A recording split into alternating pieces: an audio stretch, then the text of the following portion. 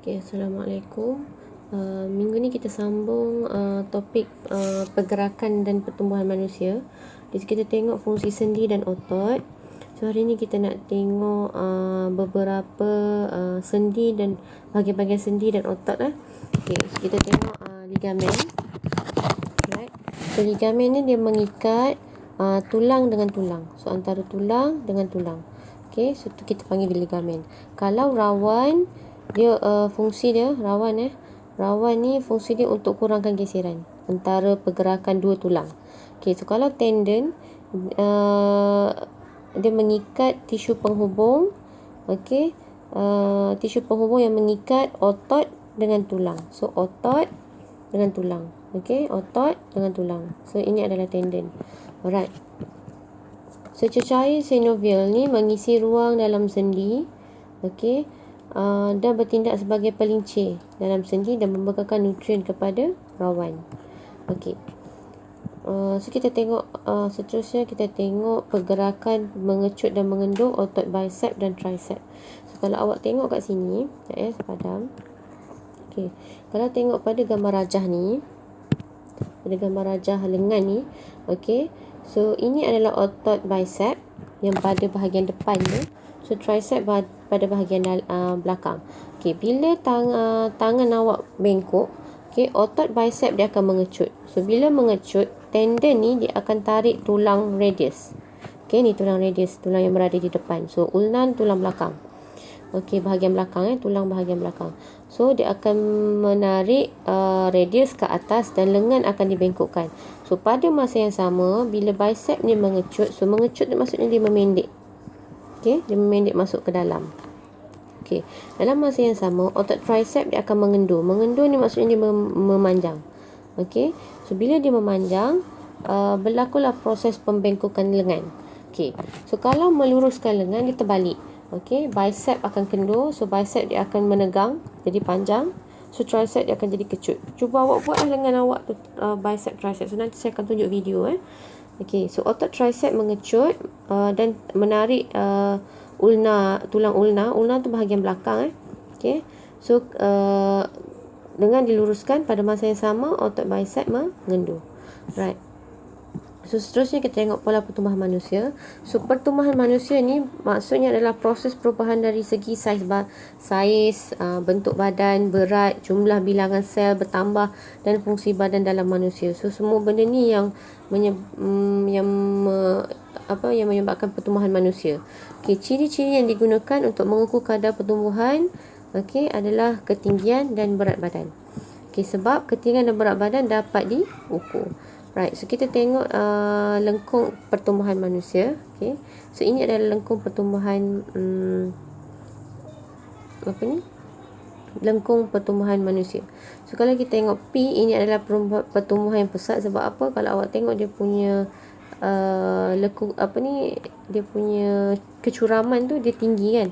So dia sangat pesat. So kalau tengok baby daripada umur 1 hari sehingga 3 tahun, dia sangat pesat dia punya perkembangan. So kanak-kanak dia slow balik. Dia drop balik, dia slow naik ke atas. Alright. Tapi bila remaja, dia jadi pesat balik. So dia curam ni kan. So kecuraman ni menunjukkan pertumbuhan yang pesat. Bila masuk fasa umur 20 hingga 65, so bila dewasa, pada fasa ini dia maintain. So dia jadi minimum. Pertumbuhan dia sikit saja. Lepas tu bila pada peringkat T ni dia akan drop balik. So kita akan pertumbuhan tu kita panggil pertumbuhan negatif. So pertumbuhan negatif tu dia akan drop, dia akan menurun. So maksudnya daripada maksudnya sel-sel badan kita kurang, so kita pun membongkok dan sebagainya lah. So kita panggil proses pertumbuhan negatif. So mengapa ketinggian badan berkurang pada peringkat tua? Sebab apa? Tisu badan merosot dengan lebih cepat berbanding dengan pembentukan tisu. So that's why kalau ada penyakit apa-apa, orang tua yang kena dulu. Sebab satu, dia punya immune system dia drop, dan satu lagi disebabkan oleh tisu badan yang merosot. So ini adalah lengkung pertumbuhan antara lelaki dan perempuan. So kita tengok yang garis lurus ni adalah lelaki. So yang putus-putus ni adalah perempuan. So ni lelaki, ni perempuan.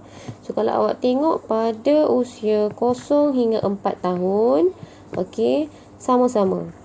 Okey, maksudnya pada usia ni lah tadi ni.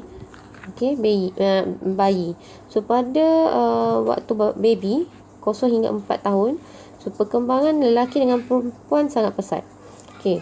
Selepas tu pada usia lebih kurang dalam 4 tahun hingga lebih kurang sini 12 tahun, okey, sampai darjah 6, so lelaki dia akan cepat. Kalau awak perasan, lelaki dia akan cepat tinggi.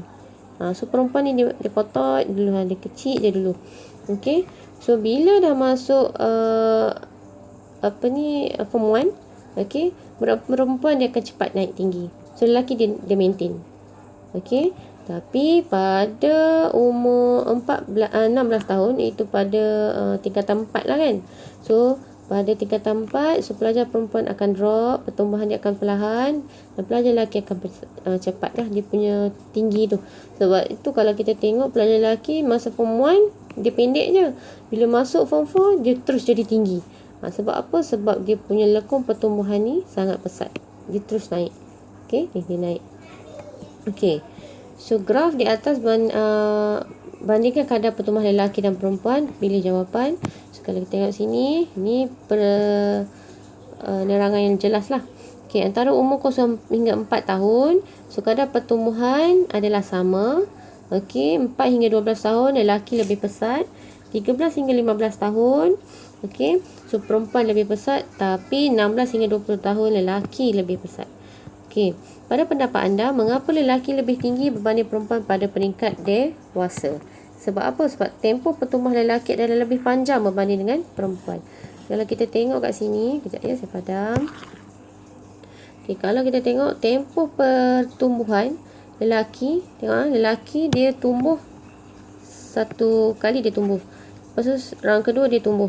So tengok dia punya panjang ni. So panjang ni yang menyebabkan lelaki tu lebih tinggi berbanding dengan perempuan. So kalau yang ni perempuan, dia naik tu sekali je. Okay, so yang ni sama-sama naik, kan? So yang mana lebih? Lelaki lah. Alright. So sebab tu dia kata tempoh pertumbuhan lelaki adalah lebih panjang. So mengapa kadar pertumbuhan perempuan lebih tinggi pada kadar pertumbuhan lelaki pada umur 13 hingga 15? Sebab pada waktu ini perempuan dia period, okey, telah mencapai akhir balik lebih awal daripada lelaki. So lelaki biasanya pada form 4, form 5 macam tu, so dia akan akhir balik. Kalau perempuan dia lebih kurang pada usia 12 hingga 15 ataupun 16 ni dia period. Okey, kita baca galeri info sikit. Right. Kejuruan otot termasuk kekejangan otot dan koyakan pada ligamen, tendon dan otot. Warga tua sering mengalami sakit lutut yang boleh disebabkan oleh kekurangan cecair sinovial dalam sendi dan kehausan rawan. Kenapa kehausan rawan? Sebab kita bergerak dengan banyak, kan? So kalau orang tua lagi banyak dia punya pergerakan, so lagi banyaklah kehausan rawan tu. So pakar ortopedik ialah doktor pakar yang merawat masalah berkaitan sistem otot rangka. So ahli chiropractor ataupun chiropractic yang merupakan doktor perubatan lebih fokus pada diagnosis dan rawatan bagi masalah otot dan saraf, terutamanya yang berkaitan dengan tulang belakang. Okey. So kalau orang tua, okey, atuk nenek awak tu tidak digalakkan untuk minum air kopi, sebab air kopi ni dia boleh menyerap kandungan kalsium dalam tulang. Okey, so stop minum kopi tapi perbanyakkan minum susu. Alright. Okey. So untuk yang ni kita sambung teruslah. Okey. Okey, sistem sokongan tumbuhan darat dan akuatik. Sokongan pada tumbuhan, kita tengok tisu berkayu. Okey, kita ada pokok getah, pokok bunga, pokok bakau, pokok shiso. Biasanya pokok-pokok besar lah. Okey, tekanan segah tumbuhan tidak berkayu adalah pada pokok sawi, pokok keembung, pokok betik, bayam, pokok kelapa. Okey, so daya apungan, kiambang, teratai, hidrilia. Okey, so ini adalah yang guna keapungan, daya apungan air. Okey, so kita tak buatlah kajian ni, kajian lapangan ni kita tak buat. Alright, so seterusnya kita tengok struktur khas yang memberi sokongan tambahan kepada tumbuhan di bawah. So kita tengok tumbuhan berkayu. Okey. Kita tengok pokok rotan dengan pokok bunga ros. Okey, so tumbuhan sistem sokongan yang ada pada tumbuhan itu adalah duri. Okey, manakala kalau pokok-pokok yang besar, okey, pokok meranti atau pokok durian, so kita ada akar bani. So akar yang timbul kat atas ni kan. So ni kita panggil akar bani. So dia boleh support sebab tu pokok ni dia tinggi. Alright. So lagi kalau pokok bakau pula adalah akar jangkang. Okey, so akar dia keluar naik ke atas. Okey. Alright. So seterusnya tumbuhan tidak berkayu yang membantu dia untuk untuk timun dan peria adalah suluh paut. Ada banyak lagi tumbuh-tumbuhan yang ada suluh paut. Okey, pokok bunga nasi kerabu tu kan. Tu pun kita guna suluh paut yang jenis berbelit-belit ni kan. Okey. So seterusnya kalau pokok ara dengan pokok jagung, so akar sokongan. Okey, kita ada akar sokongan. So ni akar dia naik. Ini pun sama. Ini untuk tumbuhan tidak berkayu. Alright. So pokok orkid dan pokok deduit kita ada akar cengkam. So dia akan cengkam pada pokok lain, pokok tumpang.